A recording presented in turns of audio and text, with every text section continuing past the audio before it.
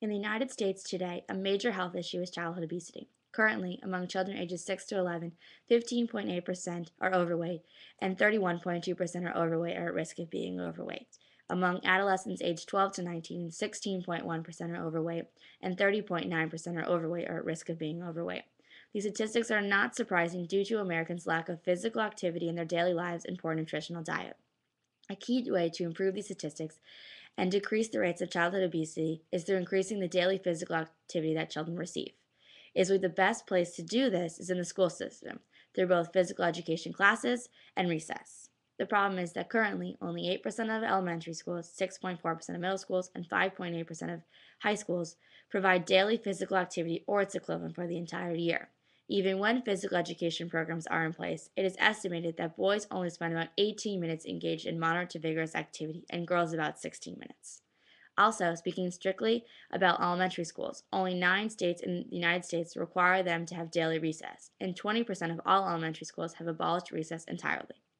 It is clear by these statistics that schools are not providing children with the opportunity to engage in the physical activity that they need.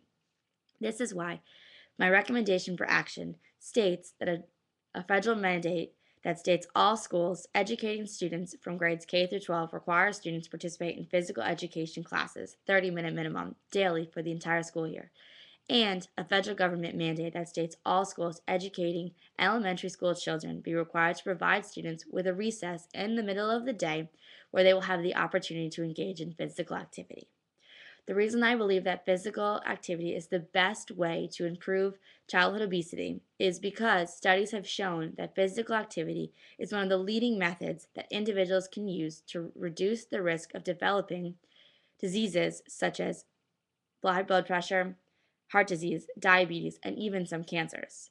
Physical activity has also been shown to improve strength and endurance, help build healthy bones and muscles, improve circulation and blood flow, improve blood pressure and cholesterol levels, reduce feelings of depression and anxiety, increase self-esteem and promote psychological well-being, decrease the likelihood of individuals engaging in risky behavior, getting pregnant, or attempting suicide, and help to improve students' academic performance, including academic achievements and grades, academic behavior, and factors that influence academic achievement, such as concentration and attentiveness in the classroom.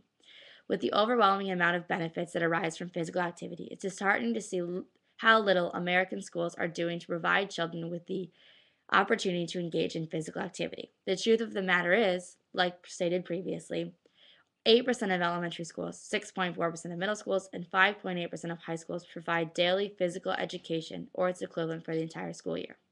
Only 40% of elementary schools require students to participate in some PE throughout the year, and this enrollment decreases as children age, with only 5.4% of high schools requiring seniors to enroll in PE classes. Even for those that are engaging in physical activity within the schools, they are still not getting the recommended amount of moderate to vigorous physical activity. According to the Healthy People Objectives, children should engage in 50% moderate to vigorous physical activity, but most are engaging in less than 40%. Also, the U.S. Department of Health and Human Services recommends that young people ages 6 to 17 should participate in at least 60 minutes of physical activity daily. In 2009, only 11.4% of girls and 24.8% of boys were meeting this requirement. Children spend approximately half their day in school, and during this time period, it's feasible that at least part of it be spent engaging in physical activity. The type of physical activity they should be engaging in is called health-related physical activity. This type of physical activity has a major goal in developing lifelong physical activity. It should be physical activity that provides opportunities for children to engage in enjoyable physical activity, to become physically fit, and learn generalized motor and behavioral skills. It is clear by the information listed above that there is currently no federal mandate that requires students to participate in daily physical activity and recess while at school. Individual states, as well as individual schools, have the right to decide when and for how long their students engage in physical activity. In years past, the majority of schools did have some requirements, but in the recent years, the requirements have been dismissed. The reason for this dismissal is budget cuts within the schools. Schools can no longer provide students with everything that they used to, and instead of cutting intellectual education, schools have chosen to cut physical education and recess. It is understandable in today's economy why so many schools throughout the United States have decided to cut physical education, but it's still not acceptable. With one-third of the American children classified as obese or at risk of being obese, physical activity is not something the United States can afford to cut.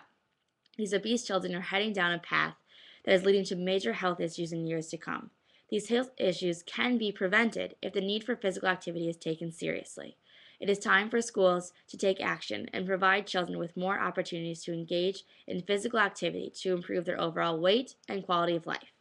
By putting in place a federal mandate requiring daily physical activity and recess, is a step in the right direction to helping decrease the obesity epidemic by providing children with the means to live a healthy life at a healthy weight.